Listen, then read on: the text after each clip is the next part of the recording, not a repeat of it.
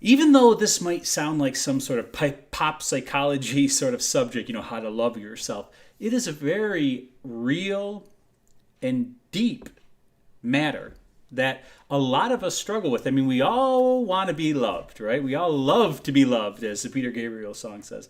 But rarely, or few of us actually are very good at loving ourselves, which is kind of a peculiar thing, right? I mean, why don't we love ourselves? I mean, what's up with that, right?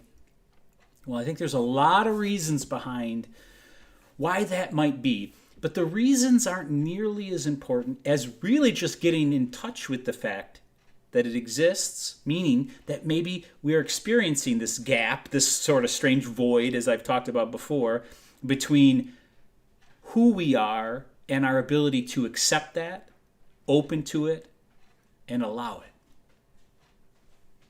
This is a little bit more of what I mean by loving ourselves, and it goes deeper than that still. But before we get going, I just want to say, if you enjoy these videos, please hit the subscribe button, click that little bell icon that lets you know when I release new videos. Like the video, leave a comment. If you're watching on Facebook, please like my page, like the video, leave comments. I appreciate that in advance. How to love ourselves. If we don't feel that sort of inner quality of okayness, actually, because love is, the English language is kind of a challenging language with that, right? Because there's one word for love, as I've said before, and it's a very commonly understood thing, right? It's kind of sad that we leave it that way, because it could be romantic love, it could be paternal love. This love is a very unique love, and if we don't feel it, we'll find that lack of a relationship with ourselves, of feeling okay with ourselves, of being able to look in the mirror and like what we see, regardless of what we see. We're going to get into that. Is an incredibly powerful thing, because if we don't have it, we'll find that lack manifests itself all over. One of the simplest ways is, even if somebody loves us deeply, truly, as the way I'm going to define it in a minute, we won't be able to accept it.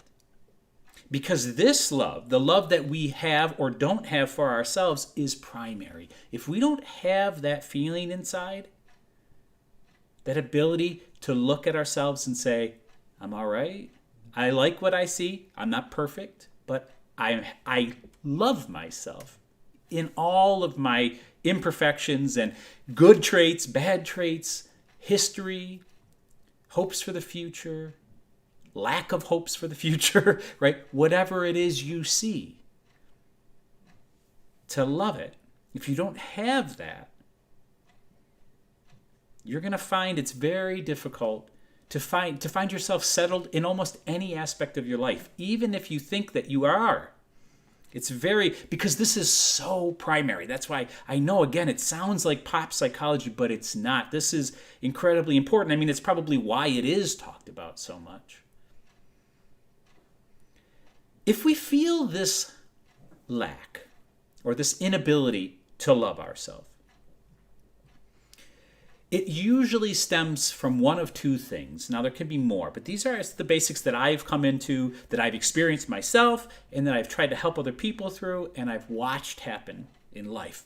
The first one is a lack of worthiness, not feeling worthy of the love.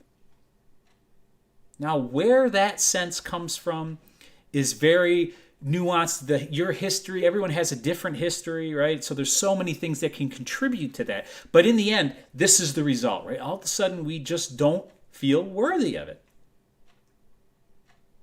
We look in the mirror and we just think, not so good. I'm not sure I deserve to be loved. I'm not sure I am enough. I'm not sure that what I see is worth all the effort, all the trouble, all the hoopla, you might say, right? Like, even if that other person, if your partner adores you, you still might hold back a little bit of like, I'm not sure that he really knows me or she really knows me. This sense of a lack of worthiness is very deep. Now, it can come from not getting love in your childhood. It can come from having really traumatic things happen to you that kind of scar you in a way and make and leave a residue, a feeling of I did something deeply wrong or something deeply wrong happened to me. And now when I look at myself or I look inside or I feel myself inside, I don't like what I feel. That can manifest as unworthiness. I don't know if you can sense that, right? Another one is if you didn't get love, like did your parents not give you any physical affection or almost none? Do they never say they love you? Do they, that kind of stuff can, because you're not used to the exposure, you're not used to the experience, it can leave this sense of lack, like there must be something wrong with me, even though you might not consciously think of it, and you might not be comfortable with that love. Like again, if somebody does really show you affection and show you love, you're just not, it leaves you feeling uneasy because you're not used to it. You have no way of understanding what's really going on. That's the second way that this can manifest, why people have a hard time loving themselves, have a hard time accepting and opening to love from the outside world. Again, if you don't have that for yourself, you're going to find that challenging. The other thing is you'll be compensating, right? You'll always be trying to compensate for this sense of lack, for this unworthiness. Like, am I good enough yet, right? You're a people pleaser, maybe. Maybe that sounds familiar. That's you trying to prove yourself all the time. Why? Because if you don't, then you're just not good enough, right?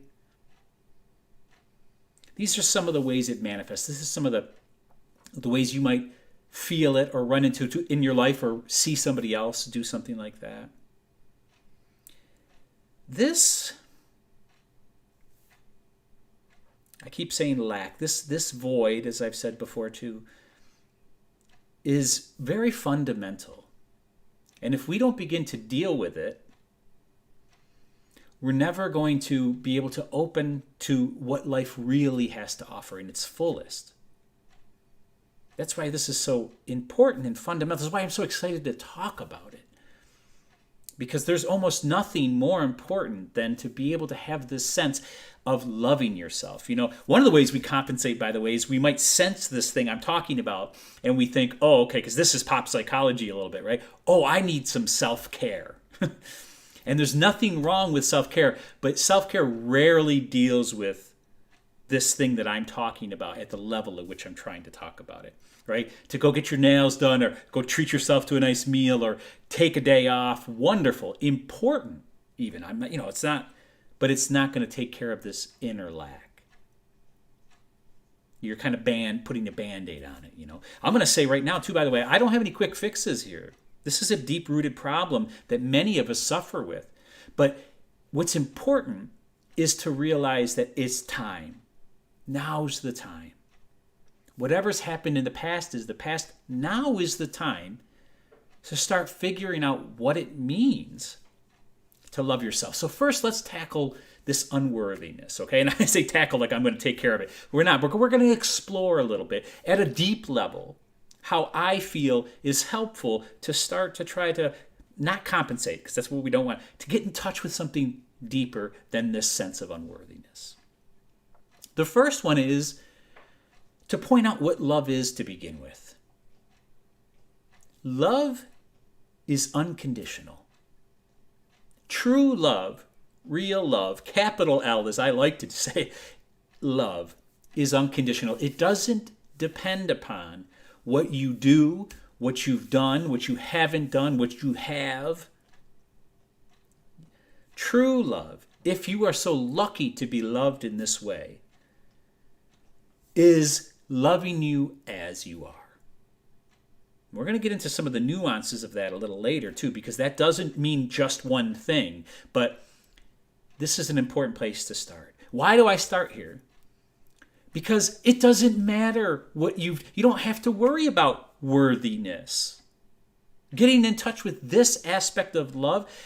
If you don't feel worthy because you've done bad things in your life, because you're ashamed of some of the things you've done, because you don't like what you see in the mirror, whether it's your physical appearance or, how you feel inside, you don't have to love yourself. I know that sounds strange, but this is actually love. Now, this is a challenging thing to do when you don't feel it, and we're going to get into this. But this is the first thing I want to point out. Real love doesn't matter. It doesn't matter what you see or who you are, so to speak. Love is unconditional in its truest sense. The second thing I'd like to point out, and this may verge on belief, I suppose, and we're going to get into that, I think, a little bit too, but you are not a mistake. Nothing about you is a mistake. It took the whole entirety of the universe to create you, my friend. I don't know if you understand what I just said. That means that all the things that happened in the universe had to happen in order for you to sit here right now watching this video with me. That's not a mistake. Contrary to some belief, this universe didn't fumble through chaos by creation, right? It's actually an order of perfection. That's how it exists. We start to experience this, right, when we realize how important something as silly or small, not silly actually, right, small as a honeybee is, or those sorts of things, right, that the ecosystem depends on some really small things. It's the same thing inside of our bodies, right? They function so perfectly, and if they don't, all hell can break loose, right? This is the universe. This is a reflection of you. Now, this doesn't mean that your life or that you are the way you want them to be necessarily, okay? That's different. But you are perfect just the way you are. It doesn't mean we can't change things. It doesn't mean life is change, right? We know this. But in order to love yourself, you don't put conditions on it. Start realizing that nothing in a certain way needs to change, that you are not a mistake. If there's things about you that you don't like, it's highly unlikely that they are all you, meaning there's a long lineage of things. I think it's Abraham Hicks, I think maybe, that says, we're all victims of victims, right? Like, in other words, if we have a problem with self-love, well, I bet you our parents did too, right? And I bet their parents did. This is something passed on. If we were abused, or if we didn't get that beautiful word or words, I love you, from our parents, it's probably because they didn't. Or if they did, something went awry in the process, right? So, and now here we are. So it's not so much about it's your fault. That's what I'm trying to point out, right? Take a deep breath and exhale and let it go. You are not a mistake, and you don't have to carry around deep feelings of guilt or shame, because we're all victims of victims. Another way I like to say this, I've talked to many people about, it was revelatory for me in a strange way, more because I like to study religions and spirituality like that, and I always had this issue, I just couldn't make sense of the concept of original sin. Now, if this is a concept or a belief system that you're very attached to, I hope I don't trample on it in any way, but this is what I began to realize one day. This concept of original sin, if you don't know it, is like Adam and Eve ate the apple, right? And they weren't supposed to. And they did it, and therefore we all suffer afterwards. And I'm always like, that just doesn't make any sense to me. As I struggle with that. Like, why would that be that what they did, God knows thousands of years ago, if we want to follow the Bible or whatever that it is, we're paying the price. What is that? What am I missing about this metaphor? Because that's how I like to look at it. And I realized that story was trying to say we're all victims of victims. The sins of our fathers and mothers, if you want to say it that way, right, are carried down. This is another way of realizing that I'm not trying to give you a get out of jail free card. We're trying to just get in touch with the fact that a lot has contributed to where you are and who you are. And that to love yourself, you don't need to correct every single one of those. You don't need to change the past, because that's certainly not going to happen, right? We need to take a good look, accept what we see, and open a little bit, right? Open to what it is, what love means. It's unconditional. This is a wonderful place to start. If we feel like this is really difficult, it probably has a lot to do with the fact that we don't trust ourselves in a certain way, right? If you had a friend, let's say it this way, right? Like, let's say if you have an addiction, right? Whether it's to, drugs or alcohol, which are the more extreme cases, right? Or food or shopping or video games or social media, right? I mean, these sorts of things that we maybe we spend just too much time doing them, and we have a certain sense of guilt about it, right? And then we try to correct it. Now I just gave there's a million examples, right? You need to take care of your health. You should eat healthier. You should exercise. You should start that business. These shoulds, right? And then you don't. Or I want to be different with my husband. I want to be different with my kids. I want to be different at work. These sorts of things. All these things. And then you're not.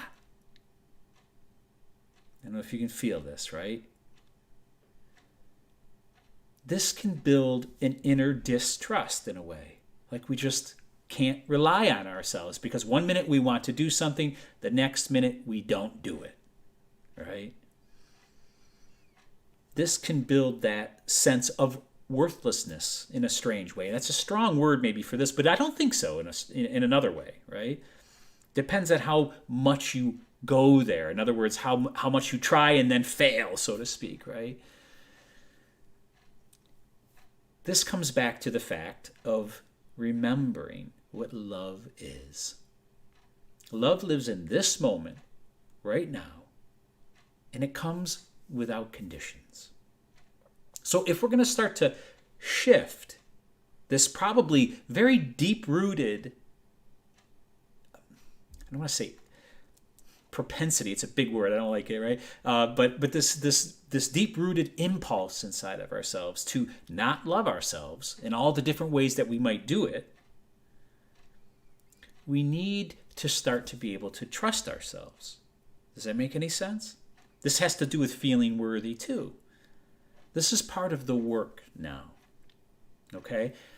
We're going to get into a little more of how to. I'm actually going to do that more in this video than I almost ever do. So, how to love yourself. If you don't feel worthy, if you don't trust yourself. Well, first start spending a little time in the vein of what I just laid out before you, right? Just contemplating the fact of how vast the universe is and that you're here and it's not a mistake.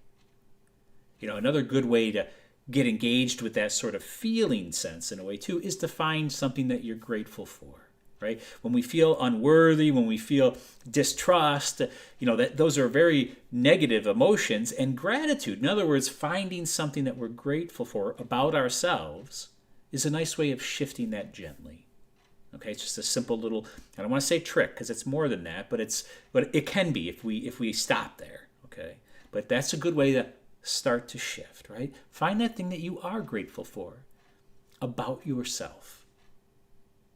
Okay. Then we need to love ourselves, right? How? Well, the suggestion I'm going to make is like a parent. A lot of times if we have these issues with loving ourselves, they actually stem back to that. This is not to blame anybody. We already did that, right? We already realized that this goes back so far, no one's to blame in a way. Or blaming doesn't help anyways too much. It's just, we need to take responsibility, as I talked about in one of the live streams, right? So this is us taking responsibility and realizing that if we're going to love ourselves, we have to love ourselves like a parent. perhaps like we weren't parented. Now we're going to get into what love means at another level too. This is a very common issue with parents in our society now. I've talked with many people in the office and such where I'm trying to help them through parental things. And one of the things that they struggle with is realizing that love is not always saying yes to their child. That sometimes love is no. Right? This gets into that uncomfortable place of discipline, so to speak, right? Well, this is true with ourselves. Now, when a parent does this well, when they discipline well, when they balance yes and no, that's what I'm trying to point out, right? It is a certain tender firmness. That's the qualities I would put to it, right? It's not vindictive, it's not angry, okay? It doesn't have some ulterior motive or in other words, it's not compensating for something that you're feeling inside like guilt or shame. It's realizing that sometimes we have to say no to ourselves, right? Like in other words, in a simple example, right? You're working on your weight or something, or maybe this is the issue you have and the brownies are sitting there and sometimes you have to say no. Now that's a really simple, gross example, but it's a real one. I mean, everybody can relate to that, right? Now, it's not that helpful until we realize that this is going to have to be done on multiple levels and consistently. One of the other things I will tell parents about parenting, which remember, this is what we're saying, we need to start to approach ourselves like this, to parent ourselves in ways that we haven't been, if that makes sense, potentially. So we do so with a tender firmness, and consistency is incredibly important, essential, vital. To be consistent with ourselves is one of the most important things we can do. Now, we already talked about, well, gee, I'm not doing that, right? I've already said this is part of why I feel bad about myself. So now you've just put me around in this circle. This is why I often say, and why I talk about the power of small things. Pick something small. Don't try to change the whole shebang. Don't try to correct the ship all at once, so to speak, right? Pick something small that you know you can accomplish and do it consistently. So maybe that's changing your morning routine a little bit. Not your whole morning routine, right? Not I'm going to wake up at 4:30 in the morning now and work out and eat right and you know what I mean, meditate and all these things. No. Just pick one small thing and do it as consistently as you can. And then remember these two things, right? Tenderness. That's going to be, okay, you didn't do it today. You didn't do it the last 3 days. Okay? Tenderly hold yourself accountable.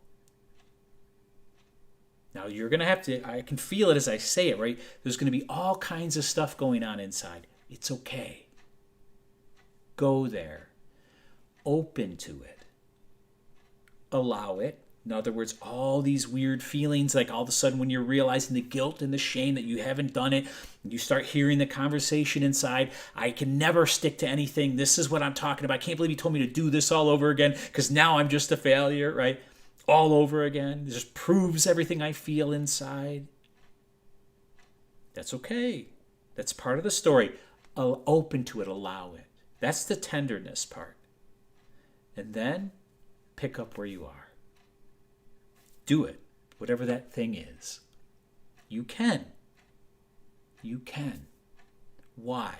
Because you love yourself. Can you? I know, but I don't. You do. You do. Find it. It's there. You're not a mistake. The universe didn't just plop you here randomly. This love exists.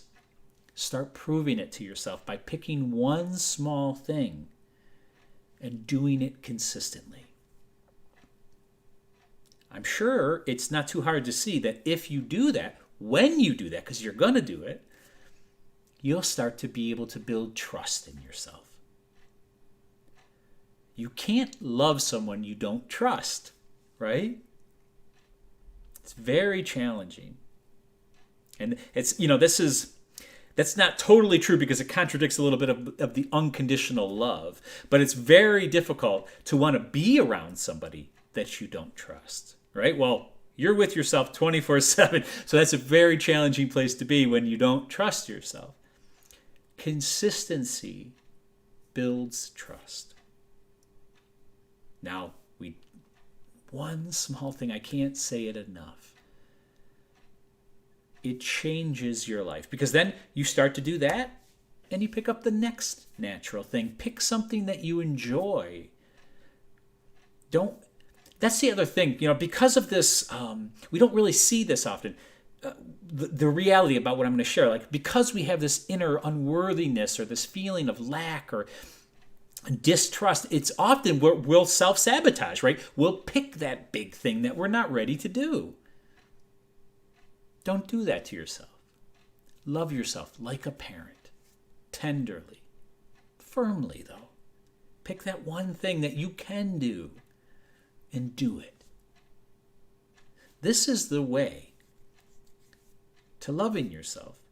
It might sound overly simple, but I'm telling you, it works. It really, really works. I know from experience. I want to talk about some other things that are very useful in taking on a spiritual path, in a path of loving ourselves, right? In a deep way. By the way, too, we're not talking about self-esteem. Self-esteem is a byproduct of what I'm talking about. If you focus on self-esteem is all about being good at something, finding that circumstantial in that way. You find that thing you're good at and you feel good about it. Nope. That's fine. That's good. But no, we don't even need that. We don't even need that. Because you're not a mistake. Because you were put here on purpose. Opening to that reality. Open to that reality. I invite you. Open to that reality. The love exists within you, whether you ever received it from a parent or not, whether you ever felt worthy of it before this moment or not. You are.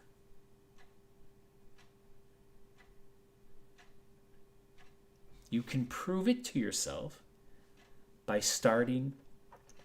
picking one small thing and being consistent and building from there.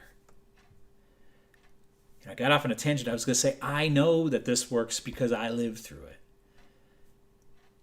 There was a time where the sight of myself in the mirror, I can't even begin to explain how it made me feel. It made me feel so many anger and sick to my stomach, so many terrible emotions. I literally couldn't stand the sight of myself.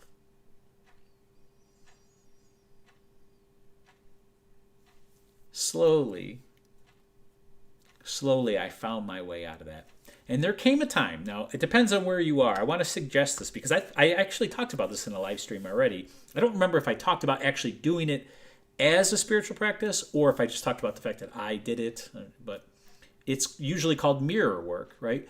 Where you look in the mirror at yourself. Now we do this all the time, but rarely do we really make eye contact with ourselves, right? We're too busy looking at our hair or something on our face or whatever it is, right? To look into our own eyes and then say those words, I love you, is very challenging for most people, which is such an interesting thing, right? Why? Because of all the stuff I've talked about, because there's this underlying feeling of not being worthy. Give it a shot. Don't be surprised if you can. Don't beat yourself up. Try not, it might stir up some serious stuff in you. I remember it did for me.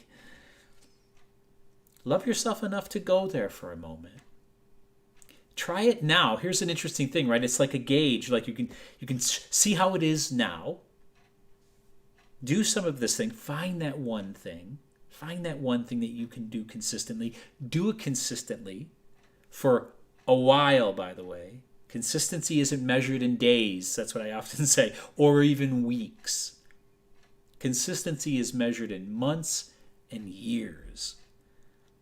Now, that's not pressure, actually. It's almost the opposite, and that's how I want it to be for you. That means if you didn't do it today, if you didn't do it for 3 days, if you didn't do it for a week, that's okay. Consistency isn't measured in a day or even a week.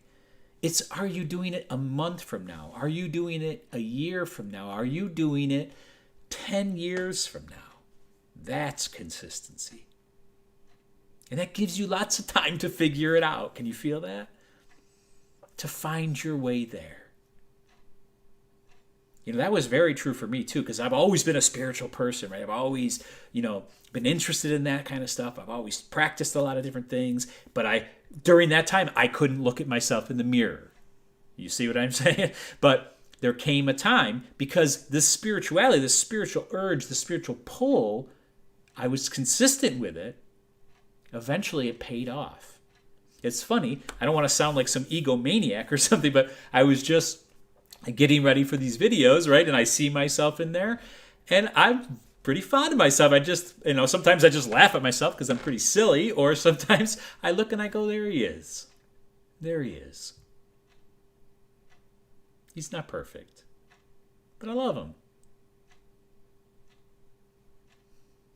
I wish that for you. To have that feeling shifts everything. As I've often said, it's made me a better husband. It's made me a better father.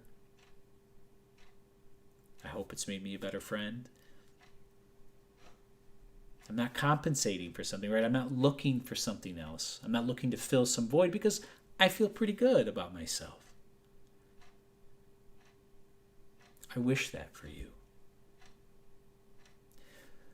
Try the mirror work. See where you are as a gauge. Is it really hard? Is it not that hard? It changes day by day sometimes too. But take that gauge, in other words, kind of set down in your mind. Honestly, the next thing I'm going to suggest is journaling. Journaling is incredibly powerful. It's been proven time and time again. They've done tons of studies on the power of journaling. And that's a great place to write down, holy cow, I had a really hard time looking myself in the eyes and saying I love you. I couldn't even do it. Or I did, but man, I just started laughing, or I just started crying, or I couldn't, write it down in a journal. There it is with the date. Then the next entry might be, I started waking up just 10 minutes earlier and being quiet with myself. Just taking an inner inventory, breathing deep, feeling what's going on inside, allowing it to be, letting it go. Am I talking about meditation? Yes, sort of I am. This is meditation. It's not some fancy thing that some people think it is, right? I've often said, really, the essence of meditation is letting go. So if you're able to do that, relax, take a few deep breaths and let go of some stuff. You could do this at night, right? And make your little journal entry. I sat for 10 minutes. It was funny. I was feeling all these different things, and I actually let a lot of them go. God, it felt good. That sort of thing. Journals are a great way to write affirmations, or a great place to write affirmations. One of the best affirmations you can write, if you want my humble opinion, is I am willing. Willing to what? In a certain way, fill in the blank. In another, don't even fill in the blank. I am willing. I am willing to open. I am willing to let go. I am willing to love myself. I am willing. I am open. Affirmations can be very powerful too. I used them for years and years and years. I have notebooks stacked. One of these days, maybe I'll place them on the desk. It'll be kind of fun. You can see the pile of notebooks I have that I filled up. Goal setting was a really big thing I was into. That can be useful too, right? Set it as a goal. I like to say intentions more because that leaves more room. Set the intention of this small thing. And the intention, the difference between a goal and an intention is that we're open to whatever happens with our intention. Sometimes we'll find that that wasn't what we were meant to do. And you know what? That's okay, because it was only an intention. So now we move on to what it is we are meant to do. Does that make some sense? This isn't a get out of jail free card either. We're not just, letting anything happen. It's just a matter of leaving that little bit, because sometimes we think we know what we need, but life has a better idea. Something else comes up, right? To be open to that. When we have a goal, sometimes it's so rigid, right? It's so rigid that if we don't accomplish it, then either we failed, which intentions helps sidestep that, right? Or we push so hard to make sure we don't fail, and there's a heavy price to pay for that sort of approach sometimes. I know that from experience. So, journaling. The next one was meditation. Meditation is what I just explained, so I already said it, but I just want to make sure I say it clearly. And when I say meditation, you don't have to sit in lotus position with your fingers. You can just lay in bed. You can sit in your chair. You can be driving in a certain way. You gotta be careful, right? And allowing and letting go. Breathing is really beautiful. Especially if you're looking in that mirror and you're feeling some seriously intense feelings, that's a great time. Take a nice deep breath. Give yourself a break. Love yourself. A deep breath is an act of love. There's another one. There's a simple one. You could say that. You could set that as your intention. I'm going to take 10 intentional deep breaths a day as a way of proving to myself I love myself. And 10 doesn't matter. That's just a number, right? Do it a bunch of times. If you did it 3 times in the day, success. You prove to yourself 3 times that day you love yourself because you took these deep breaths, and you'll feel it. A deep breath is an act of love, and you can feel that. When you exhale, it's a good feeling. It's better than the feeling before anyways. It's always, wherever you are, it kind of just deepens, like it helps settle you down, ground you a little bit. One of the things that I intended to talk about that I somehow skipped over, and I'll try to do it quickly, is that a lot of times when we're trying to make these changes, so let's say, right? So, and try to love ourselves more. The reason we don't love ourselves is this unworthiness, and this comes from a very dualistic mindset, right? Like either I succeed or I fail. Either I'm good or I'm bad. Right? Either I'm a good boy or girl, or I'm a bad boy and girl. If I'm bad, it's because I didn't do this that I should have done. I did do that and I shouldn't have done. And, the list goes on, right? It's really useful to start to reach outside of that very simple either-or thinking. And one of the best ways that I know to do that, to start to do that, is to realize it's not about good or bad. It's about freedom or bondage, and varying degrees of it. The choices you make are not about whether they're good or bad. It's more about, do they open you? Are you more expanded because of them? Or are they closing you down? Do they leave you free, or do they bind you? Are you a slave to those choices? You see that? That's a subtle shift from good or bad. And it's actually much more accurate to what it is. In other words, when you make certain choices, either it leads you closer to freedom, or more free, more open, more expanded, or it shuts you down. It limits you, it binds you. This is the more closer to what really is happening. That's why it's useful to look in those terms. And to choose freedom. One of the first ways, too, is to be okay, is the tender part of the tender firmness, right? If you didn't do what you should have done, so to speak, beating yourself up about it isn't going to lead to freedom. Now, neither is letting yourself go totally, see it? This is that balancing between tender firmness. There's a sweet spot. And you deserve it. And I wish that spot for you. The spot of tender firmness, of feeling when you look at yourself in the mirror that I love you. That's my intention for this talk, for you.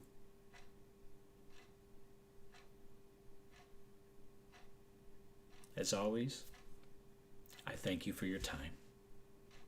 It's precious.